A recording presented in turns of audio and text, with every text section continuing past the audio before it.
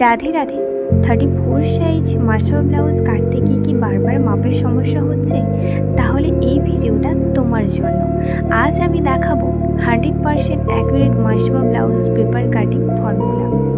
যেই paper cutting already আমি করে রেখেছি, তোমরা এর আগের দুটো ভিডিও পার্টে তোমরা দেখে নিতে পারো এই পেপার কাটিংটা কীভাবে করলাম। আর যদি তোমরা লং ভিডিও দেখতে চাও, এই ভিডিওর ক্যাপশানের উপরে বড় ভিডিও লিঙ্ক দেওয়া রয়েছে, অবশ্যই চেক আউট করে নিও।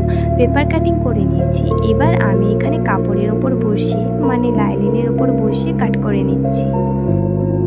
এই ফর্মুলা ব্যবহার করলে ব্লাউজের ফিটিং হবে সুন্দর এবং প্রফেশনাল লুক দেবে ব্লাউজটার ওপর।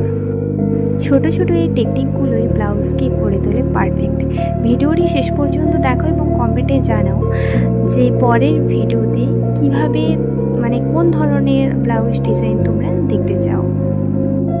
লাইক, শেয়ার এবং সাবস্ক্রাইব করতে একদম ভুলবে না। লাইফস্টাইল ও মৌদিদা এর সঙ্গে থাকুন নতুন নতুন কাটিং এবং স্টিচিং টিউটোরিয়ালের জন্য। এখানে তো কথা বলতে বলতে আমার পুরো ব্লাউজের লাইলিনটা কাটিং হয়ে গেছে। এবার আমি মেন ফেব্রিকের ওপর বসাবো এবং সুন্দর করে কাটিং করে নেব। তারপরে আসছে স্টিচিংয়ের পালা।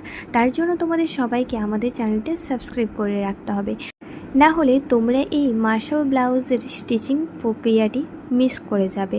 আর এই প্রক্রিয়াটি মিস করে গেলে তোমরা নিজেদের ক্ষেত্রেও অ্যাপ্লাই করতে পারবে না। ভিডিওটি কেমন লাগলো জানিও। রাধে রাধে।